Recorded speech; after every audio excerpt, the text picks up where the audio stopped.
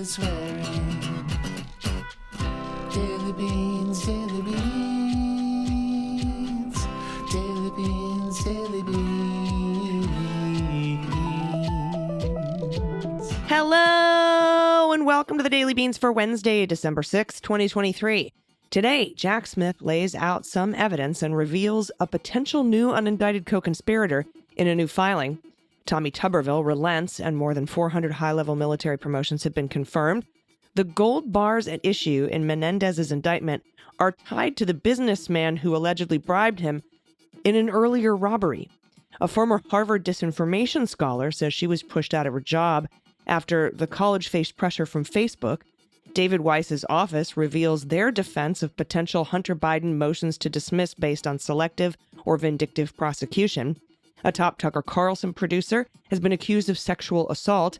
A China-backed DeSantis donor hires a GOP lobbyist and fails to disclose foreign ties. And Speaker Mike Johnson announces he's obstructing justice. I'm your host, Allison Gill. Hey, everybody. Happy Wednesday. Happy Hump Day. I just want to remind everyone that there is a Patreon, MSW Media Patreon meetup in D.C. this April. There's going to be more information coming soon. It's for patrons of Jack, Daily Beans, Cleanup on Aisle 45. And we're going to send all that information and RSVP forms out to you shortly. But that's going to be in April. And of course, we're limited to the number of people that the max capacity of the venue is. And the first, however many people that sign up are the ones that'll be able to go. If you're not a patron yet and you've been thinking of becoming one, you want an invite to this shindig, we're going to have Glenn Kirshner speaking. Andy McCabe will be there. Pete Strzok will be there. I'll be there. I think Dana's coming. We're going to have all sorts of special guests, and I will feed you, and there'll be an open bar, and it will be a really good time. It's going to be fun. It's going to be in April. Again, if you want to become a patron, patreon.com/Mueller, she wrote. Also, there's a new episode of Cleanup on Aisle 45 out today, and it is by far my favorite episode. If you haven't listened to it yet, give it a listen. Let me know what you think. And today on this show, I will have another B-Block segment because I'm going to go over the new Jack Smith filing in depth with you. There's a lot of new information in there. Of course, Andy McCabe and I will cover it in detail on this next weekend's episode of the Jack podcast. But I had a little extra time today, so I wanted to go over it with you. We have a lot of news to get to, so let's hit the hot notes. Hot notes. And first up, we did it. We won. The Senate, in a single stroke on Tuesday, approved about 425 military promotions after Tuberville of Alabama, who lives in Florida, ended a months-long blockade of nominations over his opposition to a Pentagon abortion policy, one that I called for in my Washington Post op-ed to grant leave for people for reproductive health care. Now, Tuberville had been under pressure from members of both sides of the political aisle to end his holds as senators complained about the toll it was taking on service members and their families and on military readiness. Quote, "Thank God these military officers will now get the promotions they so rightfully earned." That's Senate Majority Leader Chuck Schumer. The action came hours after Tuberville said Tuesday he's not going to hold the promotions of these people any longer. He said holds would continue, however, for about 11 of the highest-ranking military officers, 4 stars and above, except we're just going to go ahead and promote them through roll call votes. There's only 11 of them. There were 451 military officers affected by the holds as of November 27th. It's a stance that has left key national security positions unfilled and military families with an uncertain path forward. Now, Tuberville was blocking the nominations in opposition to Pentagon rules that allow travel reimbursement when a service member has to go out of state to get an abortion or other reproductive care. President Joe Biden's administration instituted the new rules after the Supreme Court overturned the nationwide right to an abortion, and some states have limited or banned the procedure. Quote, "Well, certainly we're encouraged by the news." That's what the Pentagon spokesman, Brigadier General Pat Ryder, said in a briefing on Tuesday. "We continue to stay engaged with Senator Tuberville and the Senate directly to urge that all holds on all our general flag officer nominations be lifted." Now, critics said Tuberville's tactics were a mistake because he was blocking promotions of people who had nothing to do with the policy he opposed.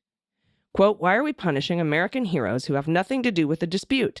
That was Dan Sullivan, Senator, Republican from Alaska.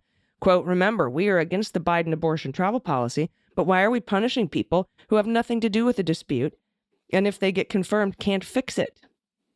No one has had an answer for that question because there is no answer, unquote. For months, many of the military officers directly impacted by Tuberville's holds declined to speak out because they can't. Fear of any comments would be seen as political.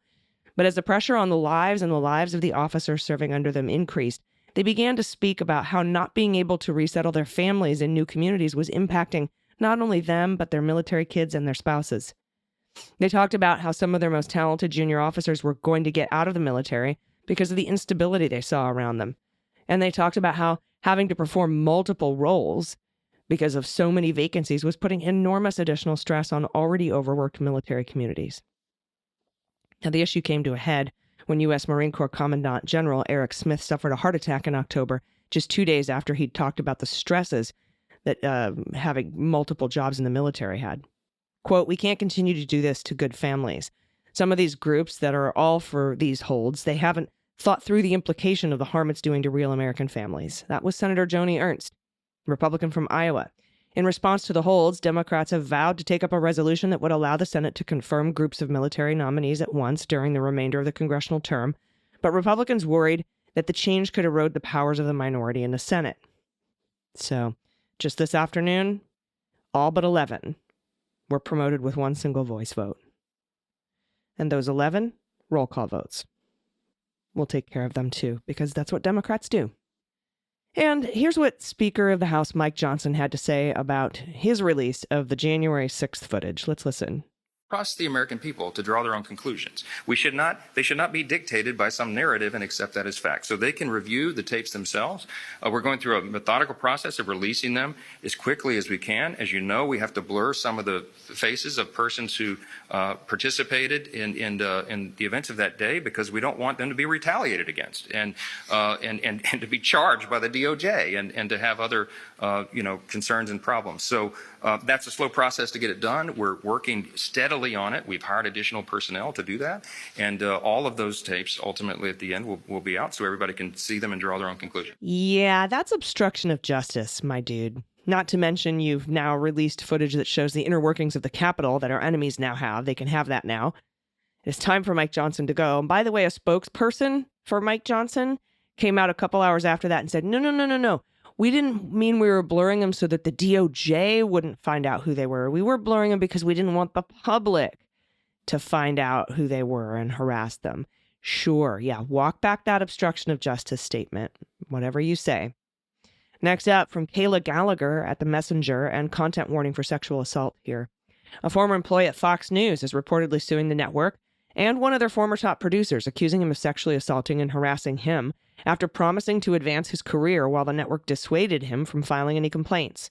Andrew Delancey, a former staffer at Fox, has filed a lawsuit in New York, alleging that Justin Wells, who was a producer of the former top primetime star Tucker Carlson, of grabbing his genitals at Wells' apartment shortly after he was hired in 2008.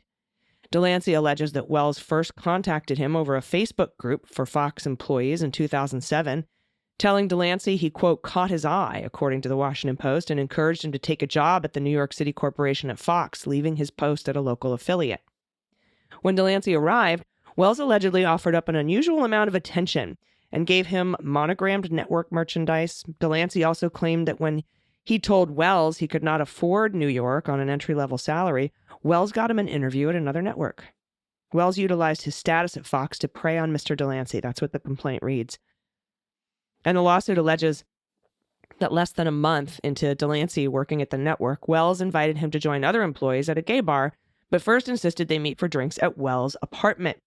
There, Delancey alleges that Wells easily overpowered him, forced him onto the bed, and then repeatedly grabbed his genitals, causing severe pain, despite Delancey yelling no, according to the Washington Post. Delancey also alleges that the supervisor made him swear he wouldn't complain about Wells to Human Resources. In 2017, Delancey publicly shared what he experienced in a Facebook post detailing his assault. Delancey didn't name Wells in the post, and Wells reportedly messaged him to ask who the post was about. That's not suspicious at all. Mr. Delancey will no longer be intimidated by Mr. Wells or Fox. That's what Delancey's lawyer, Alfredo Polici, said in a statement to the Post. Our firm is committed to holding Justin Wells and Fox accountable for their unlawful and abhorrent actions. At the time of the incident, Wells was working for a show hosted by Greta Van Susteren. Shortly after, he became a senior producer on Carlson's show, but was ousted with the host in April. after the Fox News thing, the Dominion thing. He now produces Carlson's show on X, formerly known as Twitter. Ooh. Harmeet Dillon, an attorney for Wells, told the Post the lawsuit is meritless, said her client denies the allegations unequivocally and will contest them vigorously. The full complaint in the lawsuit, which claims assault and battery for Wells and negligence and sexual harassment for the network, was filed on Monday, just ahead of the deadline for the New York Survivors Act, which lifts the statute of limitations for civil complaints for survivors of sexual assault. Fox has filed a motion to move the case to federal court as Delancey no longer lives in New York.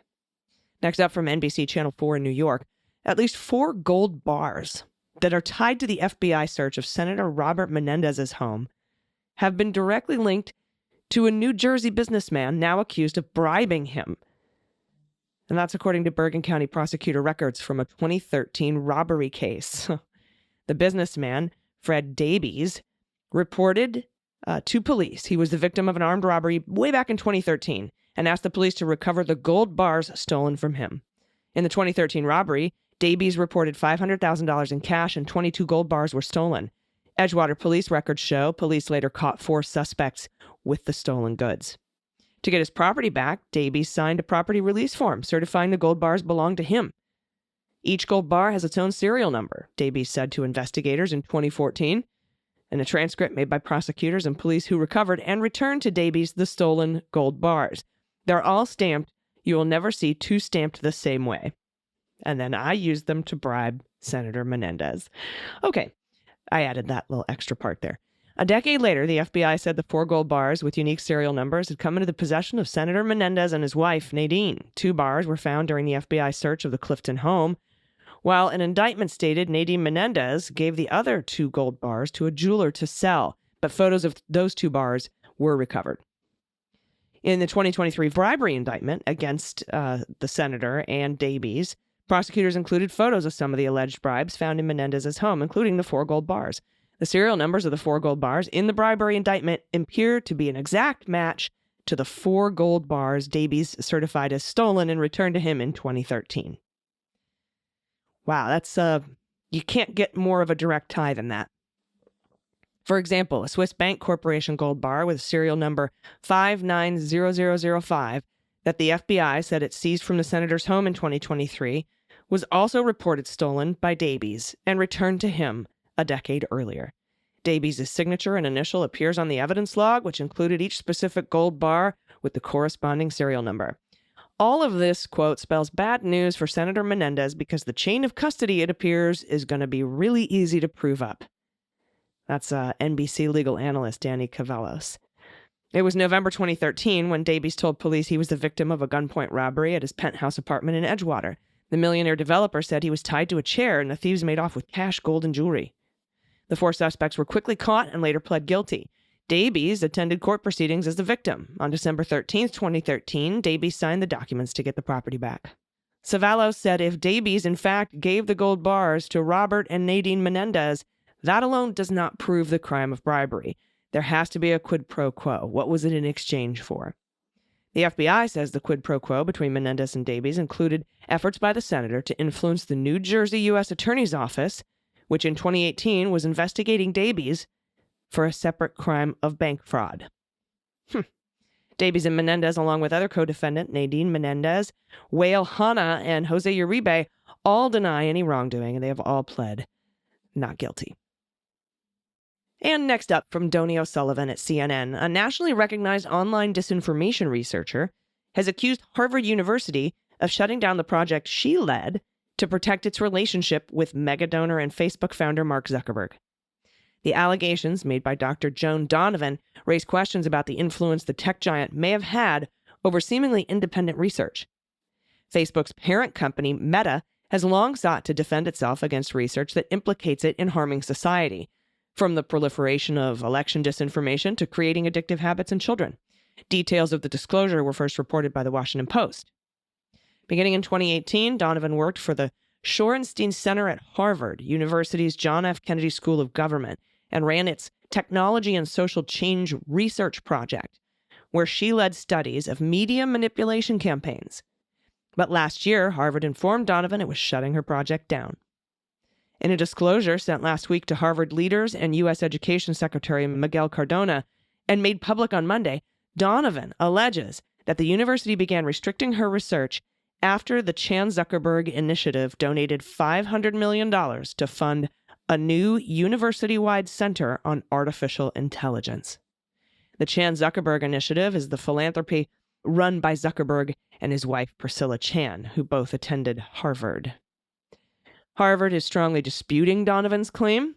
James Francis Smith, a spokesperson at the university, said in a statement to CNN on Monday, allegations of unfair treatment and donor interference are false.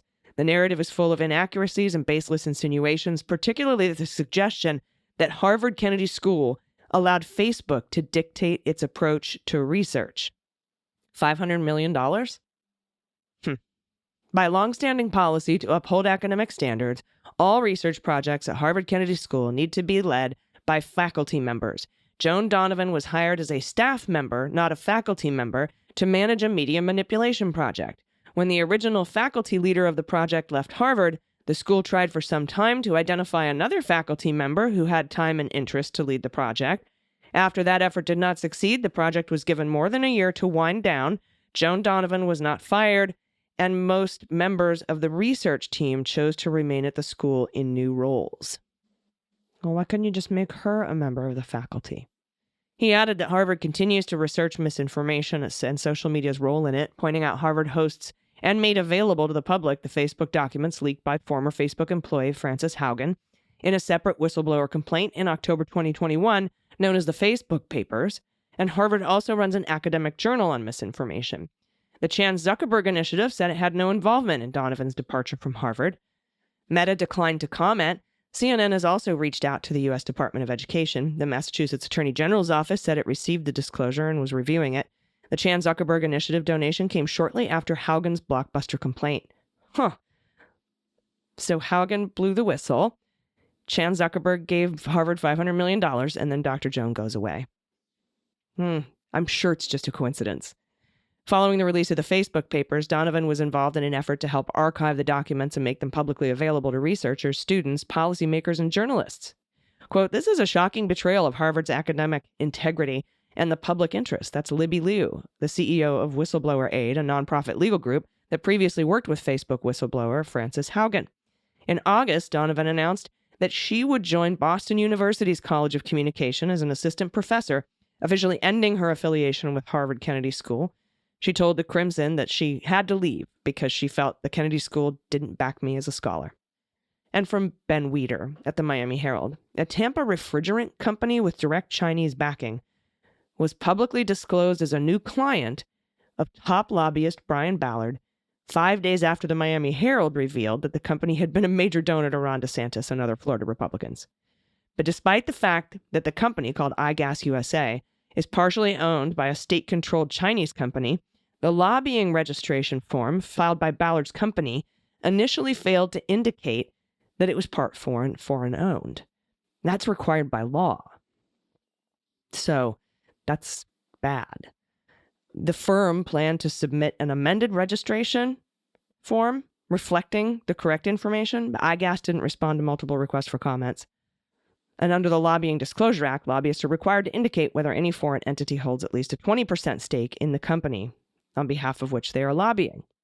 But this rule is always and frequently, all the time, ignored by lobbyists. And that's according to Craig Holman, the lobbyist for Public Citizen, a consumer advocacy group that seeks to limit corporate influence on public policy. Quote, "It's something we really have to crack down on," he said. As the Herald previously reported, when the company was first established in 2018, a state-controlled Chinese company invested $10 million in the venture and took 34% stake in it. Since then, the company has ramped up its political giving to the tune of more than $1.1 million. The giving, which has come from the company, its employees, and an associated company, has largely favored Republicans in Florida, many of whom have voiced strong concerns about growing Chinese influence. No politician has benefited more than Ron DeSantis and his committees. The committees backing him have taken in more than $340,000 just in the past 5 years. The increase in political giving comes as the company is in a fight with the U.S. EPA, which is phasing down gases called hydrofluorocarbons that iGas imports from China. The gases are used to cool air conditioners and refrigerators, but they're a major driver of climate change. Hiring Ballard, a lobbyist firm in Florida who's now one of the most powerful lobbyists in Washington, is the latest effort by the company to influence federal policy. The lobbying registration showed that Ballard and another lobbyist at his firm, John O'Hanlon, had been hired on the company's behalf to lobby on phase down of hydrofluorocarbons. Ballard was once described as the most powerful federal lobbyist during the administration of former President Trump, and has been described as being at the inner circle of DeSantis. And our little last story here. A while back, Hunter Biden and his attorney, Abby Lowell, filed a motion for Rule 17b subpoenas. This is in his gun charge case. And they were asking leave of court, permission from the court, to subpoena Trump, Barr, Donahue, the former acting deputy attorney general, and Rosen, former acting attorney general. And he wanted to subpoena them under Rule 17b. It was not a motion to dismiss his indictment for vindictive and selective prosecution. It was a Rule 17b subpoena motion. But in response to this 17b motion, David Weiss's office, that's special counsel put in there by Barr to investigate Hunter Biden for over 5 years, David Weiss's office spent a few dozen pages responding and focused on their defense against vindictive and selective prosecution. They only spent a paragraph or two addressing the Rule 17b subpoena thing. And David Weiss's office is right on the law in this filing, but now Hunter Biden and his lawyer Abby Lowell have the prosecution's entire argument against vindictive and selective prosecution and will now be able to craft a superb motion to dismiss the charges based on vindictive and selective prosecution, knowing David Weiss's entire defense for that argument. So keep an eye out for that motion. It'll be a good one. All right, we will be right back with a new filing from special counsel Jack Smith, followed by the good news. Everybody stick around. We'll be right back. Hey, everybody. Welcome back. All right, cool new filing from Jack Smith. Thank you for indulging me in these B-block court filings. I love doing this. I love reading them over with you. I love going through them just a little bit at a time so that we can kind of understand. This is a 9-page filing. It comes from Jack Smith, Lisa Monaco. Government's notice pursuant to Federal Rule of Evidence 404B. Bravo. Let me read you the intro, and then I'll tell you what 404B is about.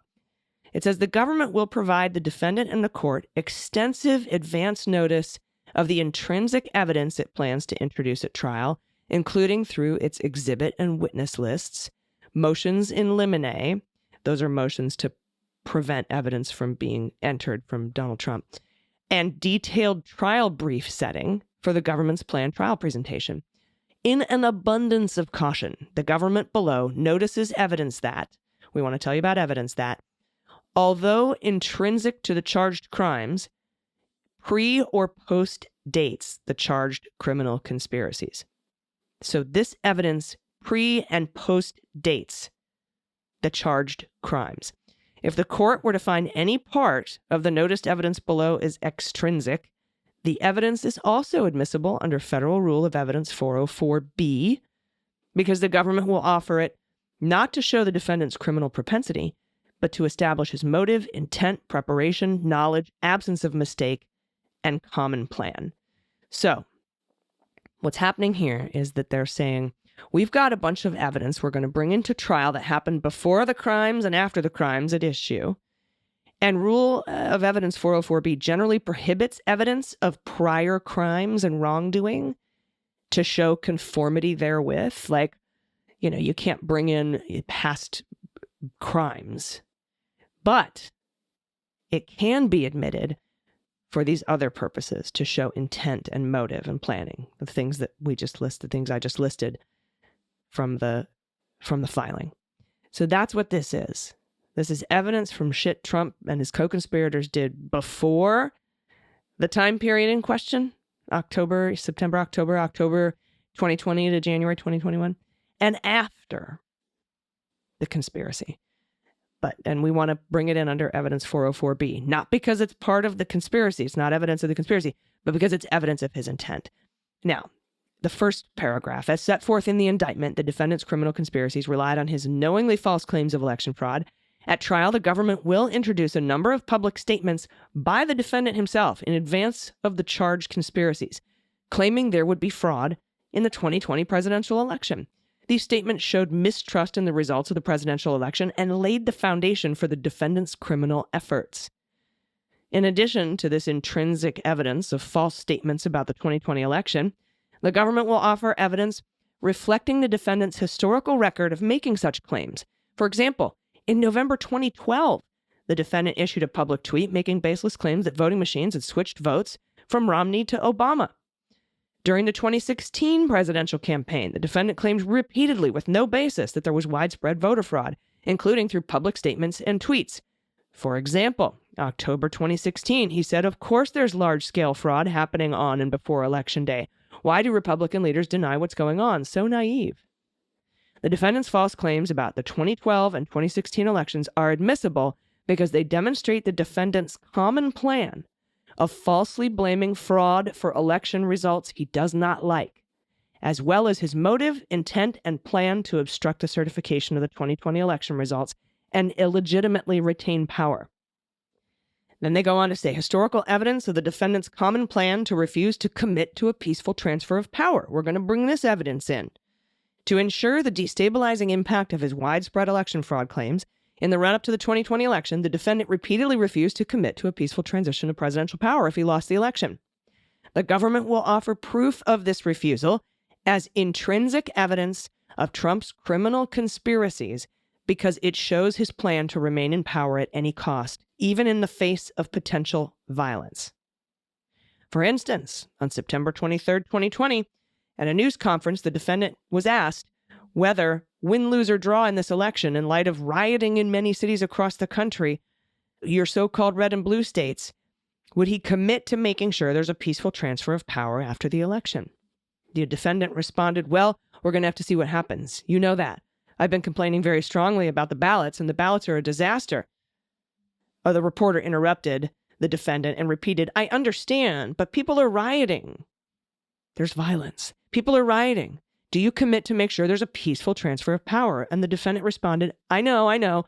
We want to we get rid of the ballots and we'll have a very peaceful, well, there won't be a transfer, frankly. There'll be a continuation. The ballots are out of control. You know it. Jack Smith goes on. Similarly, the government will offer evidence the defendant pursued the same strategy 4 years earlier in 2016. In the presidential debate on October 19, 2016, the defendant was asked if he would accept the results of that election, to which he responded, "We'll look at it at the time." The debate moderator followed up. "There's a tradition in this country. In fact, one of the prides of this country is the peaceful transition of power, and that no matter how hard fought a campaign is, at the end of that campaign, the loser concedes to the winner, and the country comes together, in part, in good for the good of the country. Are you saying you're not prepared now to commit to that principle?" The defendant responded, "What I'm saying is I'll tell you at the time. I'll keep you in suspense, okay?"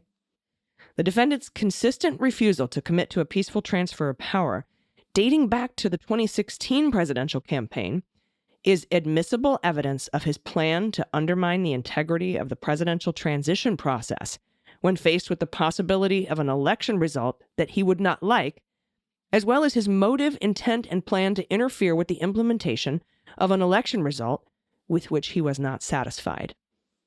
That's evidence. Number 3 here, evidence of the defendant and co-conspirators' knowledge of the unfavorable election results and motive and intent to subvert them.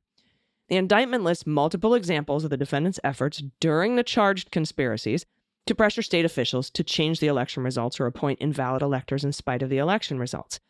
The government also plans to introduce evidence of an effort undertaken by an agent and an indicted co-conspirator of the defendant who worked for his campaign to, immediately following the election, obstruct the vote count. On November 4th, 2020, the campaign employee exchanged a series of text messages with an attorney supporting the campaign's election day operations at the TCF Center in Detroit, where votes were being counted. In the messages, the campaign employee encouraged rioting and other methods of obstruction when he learned that the vote count was trending in favor of the defendant's opponent. Then there are 8 redacted lines. And then it says, the government will also show that around the time of those messages, an election official at the TCF Center observed that as Biden began to take the lead, a large number of untrained individuals flooded the TCF Center and began making illegitimate and aggressive challenges to the vote count.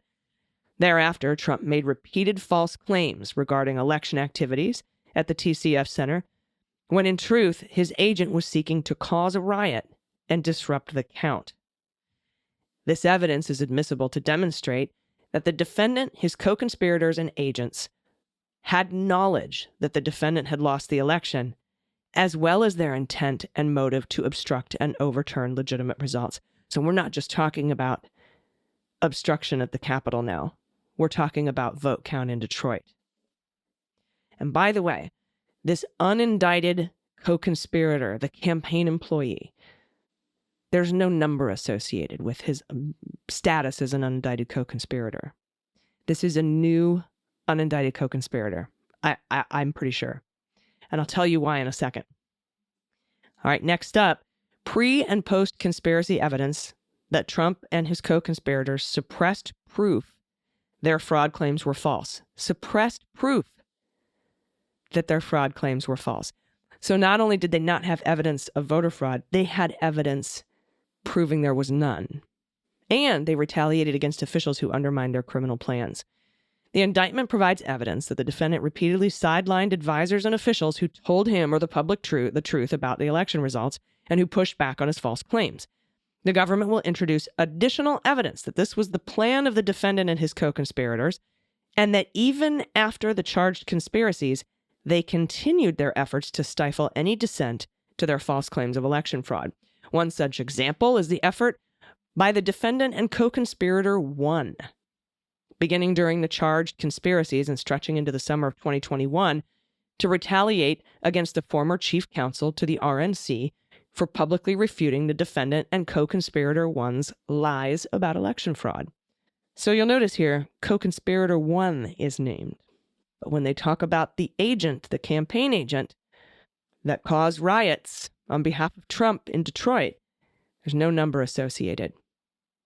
That means, to me, that campaign agent is not co-conspirator 1 through 6. This is a brand new one. It's number 7, lucky 7. And there's a bunch of redacted stuff here about co-conspirator 1. They go on to say the government will also introduce post-conspiracy evidence of a continued retaliation against the chief counsel for publicly speaking the truth about the falsity of the defendant's claims, including the defendant, redacted. Finally, in the summer of 2021, co-conspirator 1 took to Twitter to publicly attack the chief counsel over the same issue. The defendant and his co-conspirators and agents' aggression in stifling dissent against election fraud claims before, during, and after the charged conspiracies, it's all admissible to demonstrate the defendant and his co-conspirators' knowledge that their fraud claims were false, to establish their plan for depicting their election lies as true, and to show their intent to silence anyone who refuted their false claims. All kinds of evidence. Next up, pre- and post-conspiracy evidence of the defendant's public attacks on individuals, encouragement of violence, and knowledge of the foreseeable consequences. As the government has set forth at length in briefings related to the court's Rule 57-7 order, the defendant has established a pattern of using public statements and social media posts to subject his perceived adversaries to threats and harassment. The indictment includes examples of the defendant's targeting, including against his vice president. At trial, the government will introduce evidence of this conduct, including the defendant's public endorsement and encouragement of violence, and further will elicit testimony from witnesses about the threats and harassment they received after the defendant targeted them in retaliation to the 2020 election. The government plans to introduce evidence from a period in advance of the charged conspiracies that demonstrates the defendant's encouragement of violence. For instance, in response to a question during the September 29, 2020 presidential debate asking him to denounce the extremist group the Proud Boys, the defendant instead spoke publicly to them and told them to, quote, stand back and stand by. Members of the group embraced the defendant's words as an endorsement and printed merchandise with them as a rallying cry. As discussed below, After the Proud Boys and other extremist groups participated in obstructing the congressional certification on January 6th, the defendant made clear they were acting consistent with his intent and direction. This is huge, okay? And this is why this evidence of pre- and post-conspiracy is needed under Rule 404B, because Jack Smith just said Trump made clear the Proud Boys were acting consistent with Trump's intent and direction. Long after the charged conduct, the defendant continued to falsely attack 2 Georgia election workers, despite being on notice that his claims about the 2020 election were false and had subjected them to vile, racist, and violent threats and harassment. As set forth in the indictment, during the charged conspiracy, the defendants and his co-conspirators spread knowing lies about the election workers and inspired death threats against them. In late December 2022, the House Select Committee to investigate the January 6th attack on the U.S. Capitol published transcripts of its interviews with the election workers, in which the women provided graphic testimony about threats and harassment they endured after the defendant and his agents falsely accused them. And in apparent response, Trump then doubled down and recommenced his attacks, that he continued them on the election workers in posts on Truth Social. He even zeroed in on one of the election workers, falsely writing that she was an election fraudster, a liar, and one of the treacherous monsters who stole the country, and that she would be in legal trouble. The government will introduce such evidence to further establish Trump and his co-conspirators' plan of silencing, intent to silence those who spoke out against the defendant's false election fraud claims, the defendant's knowledge that his public attacks on officials, like those on his vice president, as described in the indictment, could foreseeably lead to threats, harassment, and violence, and the defendant's repeated choice to attack individuals with full knowledge of his effect. It also constitutes after-the-fact corroboration of the defendant's intent. This is key, because even after it was incontrovertibly clear that the defendant's public false claims targeting individuals caused them harassment and threats, the defendant persisted, meaning that the jury may properly infer he intended that result. He persisted after violent threats. Therefore, the jury may infer Trump intended violent threats against them.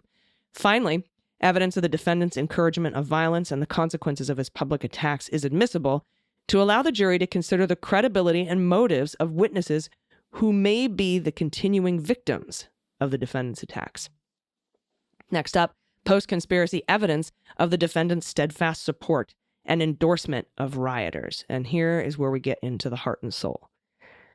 As described in the government's opposition to the defendant's motion to strike language from the indictment, the government plans to introduce evidence at trial showing that in the years since January 6th attack on the Capitol, the defendant has openly and proudly supported individuals who criminally participated in obstructing the congressional certification that day, including by suggesting that he will pardon them if reelected, even as he has conceded that he had the ability to influence their actions during the attack. Of particular note are the specific January 6th offenders whom the defendant has supported, namely individuals of some of the most serious crimes charged in relation to January 6th, such as seditious conspiracy and violent assaults on police officers. During a September 17th, 2023 appearance on Meet the Press, for instance, Trump said regarding Proud Boys leader Enrique Tarrio, who was convicted of seditious conspiracy, quote, "I want to tell you, he and other people have been treated horribly." The defendant then criticized the kinds of lengthy sentences received by defendants who, like Tarrio, committed the most serious crimes on January 6th. And similarly, Trump has chosen to publicly and vocally support the January 6th Choir, a group of defendants held at the District of Columbia jail, many of whose criminal history or crimes on January 6th were so violent that their pretrial release would pose a danger to the public. The defendant, nonetheless, has financially supported and celebrated these offenders, many of whom assaulted law enforcement on January 6th, by promoting and playing their recording of the national anthem at all political rallies and calling them hostages. Evidence of the defendant's post-conspiracy embrace of particularly violent and notorious rioters is admissible to establish Trump's motive and intent on January 6th, that he sent supporters, including groups like the Proud Boys, whom he knew were angry and whom he now calls patriots, to the Capitol to achieve the criminal objective of obstructing the congressional certification. In addition, his statements in this time period agreeing then he held and still holds enormous influence over his supporters' actions, and that is evidenced of his knowledge and intent to obstruct the certification, as he chose not to exercise that influence to mitigate the violence on January 6th. And perhaps most importantly, Jack Smith says, the defendant's embrace of January 6th rioters is evidence of his intent during the charged conspiracies, because it shows that these individuals acted as he directed them to act. Indeed, this evidence shows that the rioters' disruption of the certification proceeding is exactly what the defendant intended on January 6th. His continued support, I'm talking off the record now, Trump's continued support of the Proud Boys, offering them pardons, having the January 6th choir, calling them patriots. That is evidence that they did exactly what he wanted them to do on January 6th. So back to the filing. Finally, evidence of the defendant's statements regarding possible pardons for January 6th offenders is admissible to help the jury assess the credibility and motives of trial witnesses, because through such comments, the defendant is publicly signaling that the law does not apply to those who act at his urging, regardless of the legality of their actions. Extremely powerful filing. I'm pretty sure Judge Chutkan is going to allow all of this evidence in under 404B, because it does help prove intent and planning. So we will look for a ruling from her on that, and we should get the ruling on Trump's motion to dismiss on statutory grounds and for vindictive and selective prosecution, maybe this week, maybe next week.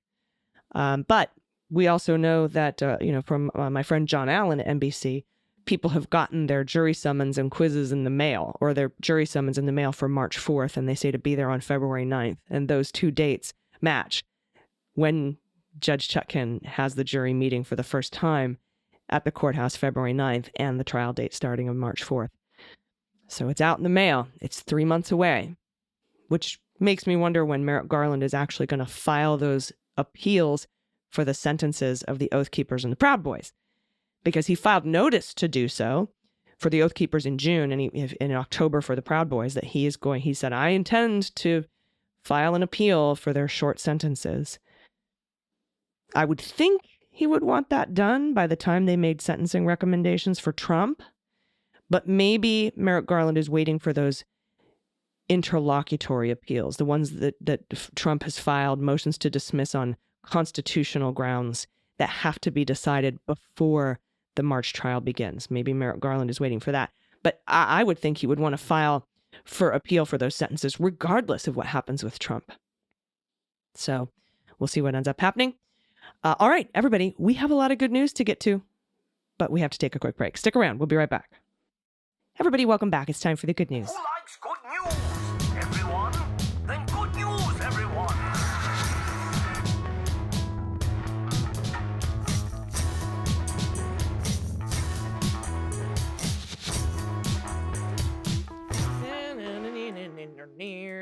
Good news. And if you have any good news, confessions, corrections, you want to play What the Mutt, Find the Cat, Opine on the Bovine, What the Hell's in That Shell, Cat Me If You Can, anything like that, any kind of animal guessing game, we're down for that.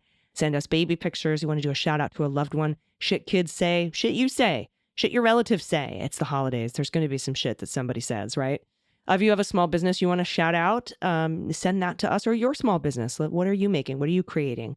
Let us know. You can send that to us at dailybeanspod.com and click on contact, along with anything else you want to send us. Holiday pictures, adoptable pets in your area, pod pet tax, you name it. Send it to us.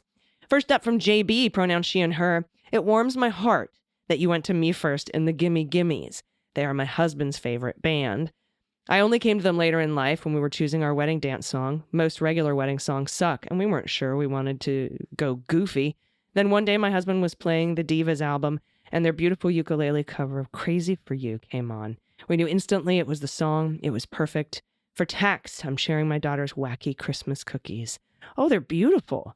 Dude, I want to eat them. Can I have these? Can I have these? These are gorgeous. Thank you for that. Yeah, me first and the Gimme Gimmes are they're wonderful. Next up, not guilty by association, pronouns he and him. I found out on Thanksgiving that the man who married into my family had been convicted earlier that week for his role in January 6th. You may have noticed headlines for a defendant whose gobbledygook sovereign citizen defense failed to win over the judge. That was him. I had seen his Facebook post leading up to January 6th and knew he had been at the rally, but hadn't followed closely and hoped he'd been smart enough not to go to the Capitol. It was not so. He was one of the first up the southwest steps of the Capitol and was convicted in part for using a megaphone to lead the attackers who were pushing bike racks into the line of Capitol police defenders to force their way into the building, where at least one police officer was injured. His wife is one of the nicest people you could meet, and I would generally say she doesn't deserve to be caught up in this, but she appears to be 100% in support of her husband. So I have a complicated and mixed feelings. Their children definitely don't deserve to be put through this, but I place the blame for that mostly on the parents, with a generous dose to share with every right-wing shithead who spread the lies that led to the insurrection. Donald Trump most of all. In addition to the other harm that was caused that day, many people who might otherwise have led a blameless life are in prison because they believed the lies, and their families are suffering as well. Justice for her husband should be a good amount of time behind bars for his efforts to overthrow our democracy, but justice will not fully be served until all the leaders of the insurrection are in jail and paying for their crimes. So much pain has been caused by Trump and his toadies and sycophants, and every day that brings us closer to all of them convicted for their crimes is a good day in my book. For some good news, shout out to my 3 LGBT kiddos who have helped me change my views on so much and who will all be voting age in 2024 in the election to help keep the fascists out of power. And for Pod Pet Tax, attaching a photo of our cat Boudica. We named after the fierce Celtic warrior queen, but she has turned out to be anything but fierce. In this picture, she has jumped up into my lap to let me know it was time for me to quit working and give her lunch. I guess there's some strength of will there. Look at this beautiful baby. What a funny face. I love her face. She's beautiful. Thank you so much for sending that in. Wow, that's heavy for the fam. And you know what? Harry Dunn's a friend of mine. We talk about this all the time. You got the hitman, but you got to get the people who sent the hitman. All right, next up from Carla. My brother Tim has been blind for about 10 years, and 5 years ago, he got a guide dog, Zydeco. Of course, he's a great dog. He wouldn't have passed the rigorous training he received, but recently he went above and beyond all expectations. Tim and Zydeco were taking a walk in the rain, and some dog had pooped on the sidewalk, and the owner didn't clean it up. Tim stepped right in it, slipped, and started to fall backwards. Zydeco planted his feet firmly until Tim regained his balance. Good boy, Zydeco. Oh, that's great. Look at Zydeco.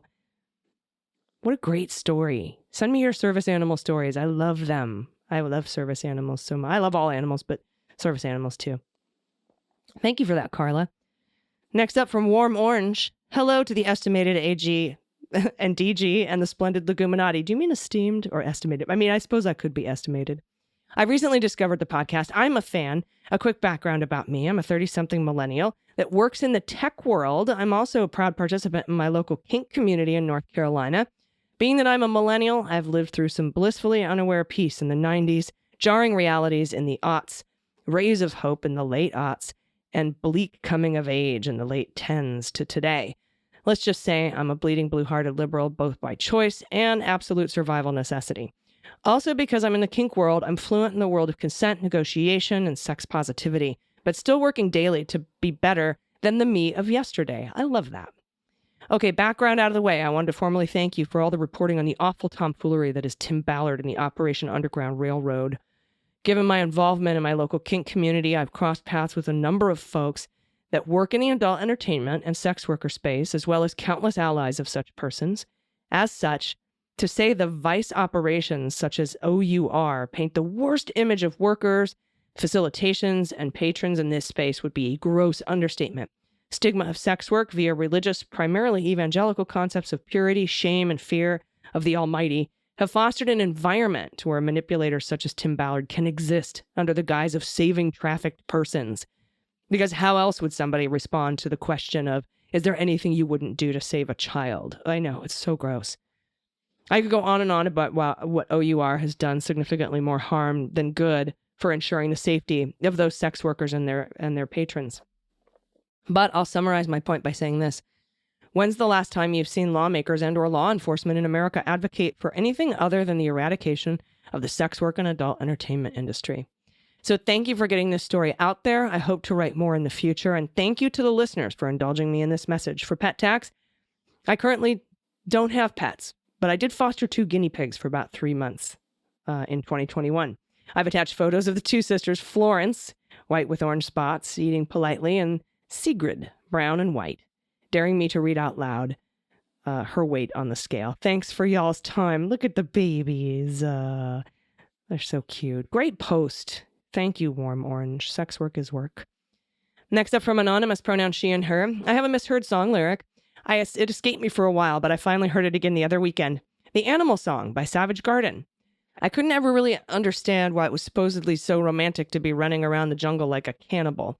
I mean, to each their own, but that didn't really click with me, even though I love the song. It took me years to realize the lyric is, because I want to live like animals, careless and free like animals. I want to live, I want to run through the jungle, the wind in my hair and sand in my feet.